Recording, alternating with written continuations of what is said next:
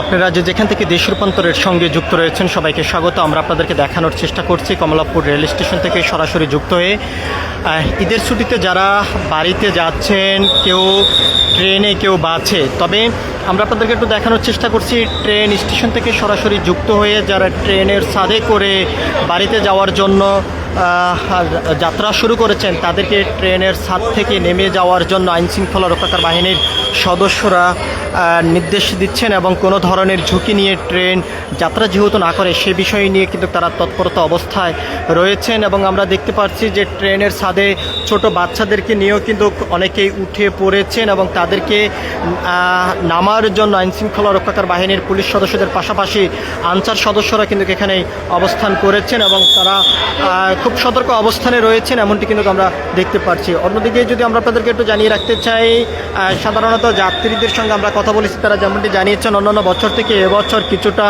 শান্ত রয়েছে Kamalapur rail station, কোনো ধরনের ঝুঁকি নেই।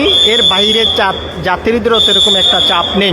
তবে যেমনটা যাত্রীদের চাপ রয়েছে, তারপরও অনেকেই ট্রেনের ছাদে করে যাওয়ার জন্য তারা ছাদে উঠে পড়েছেন এবং তাদেরকে নামিয়ে নিচ্ছেন আইনশৃঙ্খলা রক্ষাকারী বাহিনীর সদস্যরা এবং পুলিশের পাশাপাশি এখানে উপস্থিত রয়েছেন আনসার সদস্য থেকে শুরু করে রেল স্টেশনের কর্তৃপক্ষ যারা রয়েছেন, অর্থাৎ একথা বলা যায় দায়িত্বরত যারা রয়েছেন তাদেরকেও কিন্তু আমরা দেখতে পাচ্ছি। এখানেই আমরা দেখতে পাচ্ছি যে যাত্রা শুরু করেছেন ট্রেনের ছাদে অবস্থান করে ছোট বাচ্চাদেরকে নিয়ে, তাদেরকে নামিয়ে নিচ্ছেন আইনশৃঙ্খলা রক্ষাকারী বাহিনীর সদস্যরা, এমনটি কিন্তু আমরা দেখতে পাচ্ছি। সব কিছু মিলিয়ে যদি বলা যায় এক কথা যে ঈদের যাত্রায় কোনো ধরনের অনাকাঙ্ক্ষিত ঘটনা এবং দুর্ঘটনা যেহেতু না ঘটে সেই বিষয়ে আইনশৃঙ্খলা রক্ষাকারী বাহিনীর সদস্যরা সতর্ক অবস্থানে রয়েছেন, এমনটি আমরা দেখতে পাচ্ছি। এবং ছোট বাচ্চা নিয়েই ট্রেনের ছাদে উঠে পড়েছেন এবং তাদেরকে আইনশৃঙ্খলা রক্ষাকারী বাহিনীর সদস্যরা ট্রেনের ছাদ থেকে নামিয়ে নিচ্ছেন, এমনটি কিন্তু আমরা দেখতে পাচ্ছি।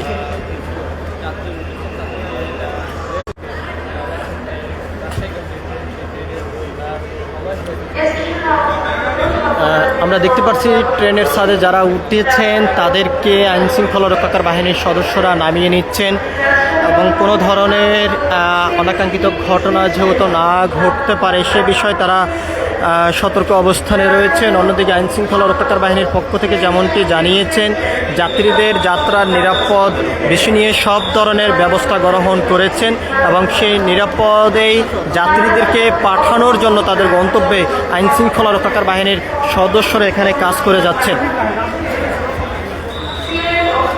দেখি ভাই দেখি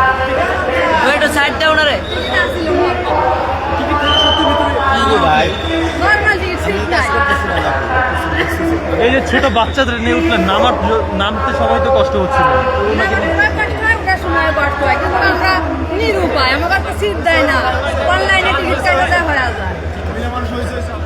একটু ছোট্ট করে বলবো, সেটা হলো আপনারা জানেন যে ঝুঁকি টিকিট নিয়ে এরপরে কেন আসলে ছাদে উঠলেন? বলতেছি তো আমাদের ভিতর দাঁড়া থাকা অসম্ভব হয় রোজা থেকে। মানে কতক্ষণ দাঁড়িয়ে থাকা লাগে? ধরেন এখান থেকে যাবো সারা রাস্তায় দাঁড়া থাকা লাগে, যার কারণে আপনি ছাদে উঠেছেন। এটা একটু বলেন যে ছাদে ওঠার কারণটা এটাই ছাদে ওঠার কারণ। আচ্ছা, আরেকটি বিষয় হলো যে এই যে দীর্ঘ সময় আপনারা যান, টিকিট কি আসলে সিটির টিকিট আপনারা পান না?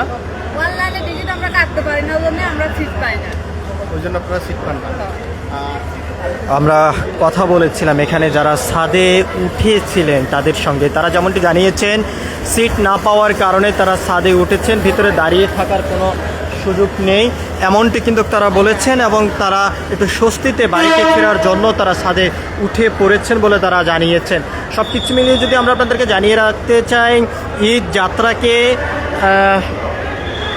ঈদের ছুটির যে যাত্রা সেটি যাত্রীদের নিরাপত্তার বিষয় নিয়ে আইনশৃঙ্খলা রক্ষাকারী বাহিনীর সদস্যদের কিছুক্ষণ আগে আমরা দেখেছি যারা ছাদে উঠেছিলেন তাদেরকে ছাদ থেকে নেমে যাওয়ার জন্য বারবার আহ্বান করেছেন এবং যারা ছাদে অবস্থান করেছিলেন তাদেরকে ছাদ থেকে নামিয়েছেন আইনশৃঙ্খলা রক্ষাকারী বাহিনীর সদস্যরা, এমনটি কিন্তু আমরা দেখেছি। ভিতরেই যদি এক কথা বলা যায় যা দাঁড়ানোর মতন জায়গা থাকা সত্ত্বেও এরপরও কিছু মানুষ ছাদের উপরে উঠেছে বলে এমনটি অভিযোগ করেছেন আইনশৃঙ্খলা রক্ষাকার বাহিনীর সদস্যরা। সব কিছু মিলিয়েই আইনশৃঙ্খলা রক্ষাকার বাহিনীর সদস্যদের ব্যাপক তৎপরতা আমরা দেখেছি। এই ছিল এখনকার মতন আমার কাছে সর্বশেষ। পরবর্তী আপডেট পেতে সবাই দেশ রূপান্তরের সঙ্গে থাকুন। ধন্যবাদ সবাইকে।